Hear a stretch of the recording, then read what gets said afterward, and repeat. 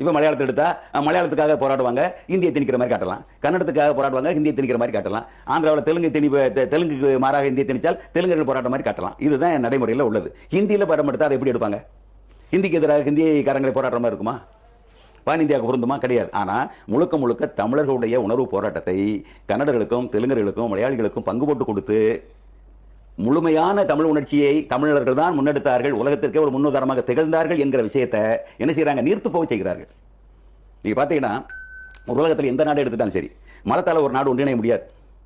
அதே போல கொள்கைகளால் சித்தாந்தங்களால் பெருசாக ஒன்றிணைய முடியாது. ரெண்டு எடுத்துக்காட்டு சொல்றேன். ஒன்று வந்து உங்களுக்கு ரஷ்யாவுடைய அந்த யூனியன் முதல்ல இருந்தது. அப்போ அந்த யூனியனை செதறி போச்சு. தத்துவத்தால் பிணைக்கப்பட்டிருந்தது, கம்யூனிஸ்ட் தத்துவத்தால் பிணைக்கப்பட்டிருந்த அந்த ரஷ்யா என்கிற ஒரு மிகப்பெரிய அந்த யூனியன் அரசு விழுந்தது. அது தத்துவத்தால் பின்னி பிரயோஜனம் இல்லாமல் போச்சு. மதத்தால் பிணைக்கப்பட்டது பாகிஸ்தானும் பங்களாதேஷும்.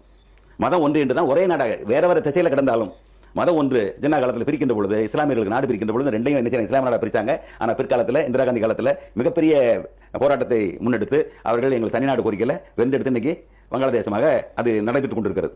அப்போ அன்றைக்கு மதம் ஒன்றாக இருந்தாலும் கூட ஒன்றுபட்டு வாழ முடியல. அப்போ மொழி ஒன்றாக இருக்கின்ற பொழுதுதான் இணக்கம் உண்டாகும் என்கின்ற அந்த நிலையை நான் புரிந்து கொள்றேன். இதை படத்தில் முதல்ல காட்டுறாங்க.